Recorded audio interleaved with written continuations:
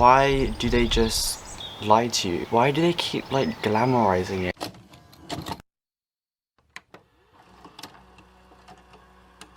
Hi guys, welcome back to my channel. If you're new here, my name is Jonah, and if you don't know, I am currently recovering Anna's anorexia. I'm here today sitting on my mum's balcony. It's a lovely, lovely sunny day. I've actually been really meaning to make this video for so long now, but I had to wait until it's a sunny day, and there's been a few sunny days, but there've also been super windy days, which is not practical at all because then you'll just hear the wind, you won't be able to hear anything. So there might be a little bit of wind, but for the most part today it's a very nice day. And my cats are joining me because again it's a nice day there, just hanging out. If you didn't know, they are also anorexia. But today I wanted to do a little update on my recovery because I don't think I've spoken about it or had like a formal update, like a full update about my recovery for many months now. I think December was my last like video where I talked about it, and we're now in May, so I kind of wanted to talk about where my recovery is and kind of how recovery perceived in the media has been affecting me a lot more than I thought it would. So as you know,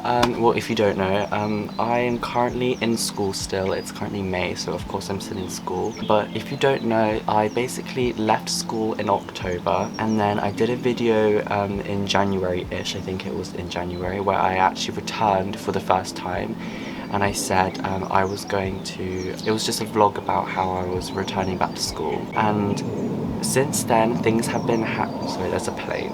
Okay, anyways, since then there's been some things happening, and I think like a few months ago or many weeks ago, maybe a month or two ago, I stopped going to school. I thought going back to school would be like a really positive thing, and it was, but in the grand scheme of things, I think going back to school was really rushed for me, and I don't think I was quite ready because I didn't know about the challenges that I'd have to be facing, like feeling excluded, getting stressed again, and my overall mental health was just declining a lot more. I was in quite a positive headspace because I had made some progress, but again, leaving school for 3 months is not a great idea to go back after just 3 months because you left school. But yeah, so I am currently not going to school formally for classes, but I am going to take exams, which is my next thing.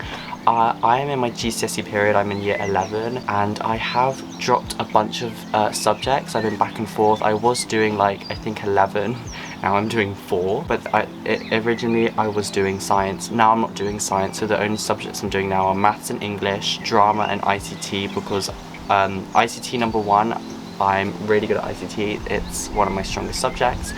And number 2, drama, we have already started doing the drama exams. We did one last year, one in February, and I just have one more exam, and I didn't want to like give it up since I've already got this far. And then maths and English, because they're like the defaults that I just feel like I need them to be able to get any jobs when I'm older, but that's a completely different video about jobs. But yeah, so that's where I am. I currently just did, today I went in for my English exam, which was my last English exam. It wasn't my only one, but it's my last thing I need to complete for my English GCSE. So I have finished that, so my English GCSE is now done, which is very exciting. I was very nervous, but yeah. Going to school, I started to see a decline in my weight again as well. Not a lot, of course, not a lot, but quite a bit. And yeah, that's kind of where I'm at right now. So I've kind of bitch, you better be doing. There's gonna be lots of planes, guys. I live near an airport. Well, not actually near, but the airport's close distance for the plane. They land in like 2 minutes after they fly over my head. But yeah, so there'll just be planes going over. I hope you can hear me over the planes. But basically I wanted to talk about how recovery is perceived in the media, because it kind of pisses me off about how the only recovery videos I can see are so positive, and they're so like, you can do it, and of course like that's what you kind of need to hear, that you can do it, you're capable. But they kind of make it out that it's some grand scheme, it's some amazing thing it's just gonna work, and that has not been it for me, and I'm pretty sure it wasn't it for them. They're just doing it to seem positive, which good on them. That's their choice. And also recovery might be easier for some people than others. A lot of things with eating disorders is that people, they manifest in people different ways, and mine didn't manifest at all to do with weight. Mine wasn't to do with weight at all, and I think that's why people that make these recovery videos is because it manifested them during weight, and then they start to feel comfortable in their bodies again, and they just make out it's all okay again, which like I said, it didn't manifest into me because of weight. It manifested because it was a scapegoat, and it was used to help deal with my emotions.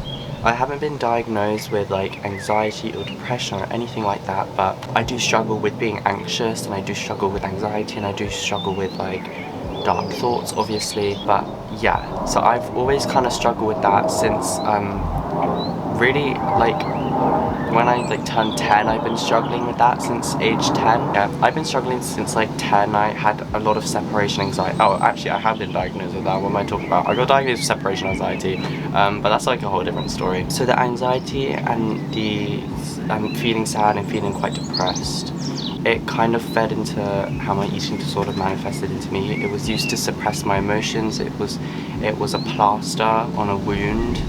And that's why people like me find it so much harder to recover, is because when you're recovering, that plaster is basically ripped away, and there's nothing. I haven't had any alternatives up until now, which I'll get onto, but it's really hard to... Hi Bella, do you want to sit on me? This is my cat. Oh, you can't even see him. You've probably seen him before.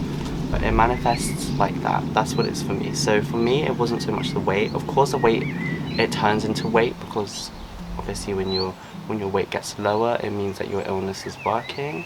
Yeah, so my cat's sitting on my hands now, I can't move them.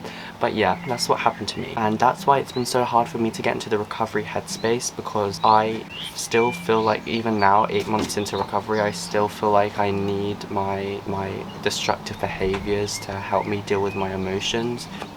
And since all my emotions were suppressed and then I started eating again, all my emotions were running much higher again.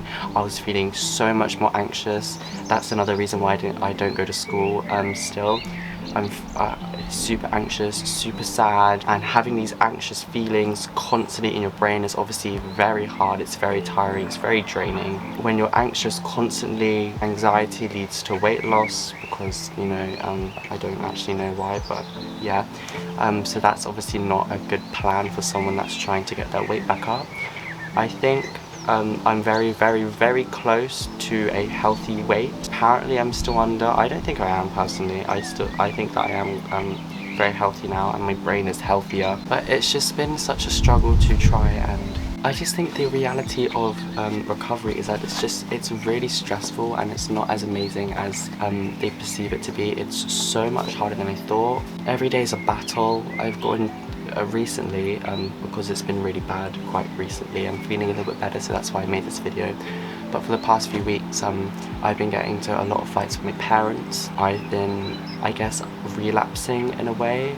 I won't go into detail what I did, but I was feeling, like I said, I was feeling really, really crap about myself, really, really shit. Like I had no love for myself at all, and I found myself, because I left school, I was again secluding from my friends. I kind of really felt like I was back at square one, and I still kind of feel like I haven't made any progress mentally, and that's why my nurses really like aggravate me. As you know, I've talked about before, I do not like the nurses at my clinic.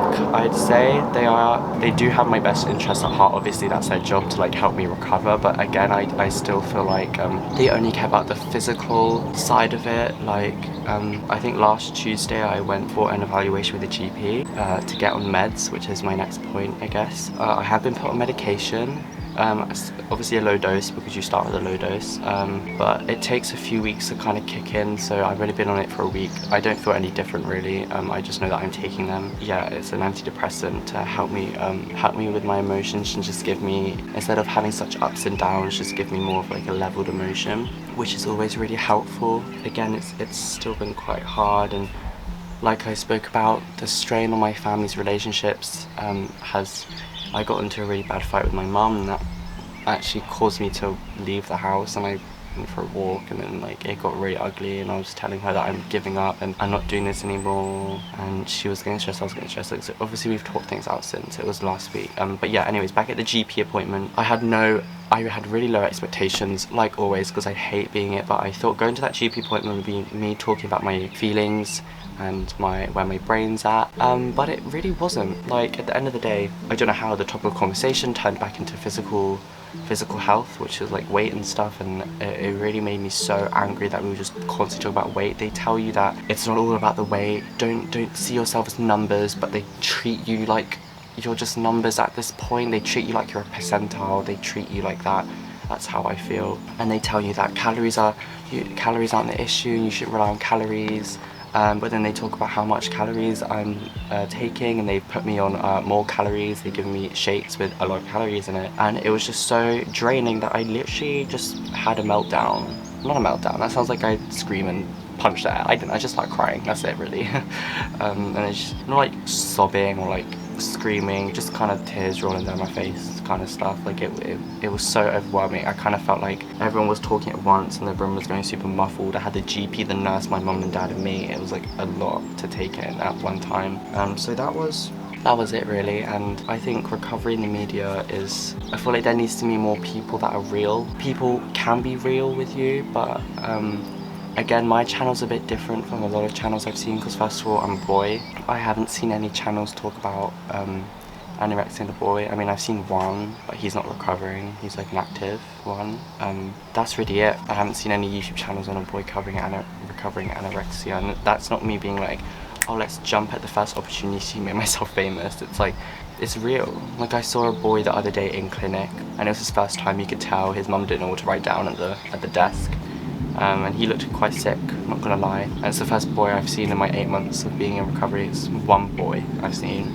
And that's not me saying that there's less boys that get it. Well, statistically there are less boys that get it, but it's more so that boys recovering. A lot of boys struggle with how they feel about whole recovery in the first place. They don't feel like they have anything wrong with them. And that was definitely me at some point in my life. It still kind of is me.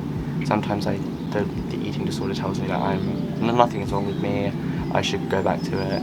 At any moment, I could have obviously just told my parents, I want to stop doing this because it's so draining, it's so hard. And there's been so many moments when I wanted to do that and been very close to doing it, but I don't have the heart to do that to my family because they're my family, and that's kind of how me and my mum got into a fight. Words were said, she said really hurtful things, I said really hurtful things.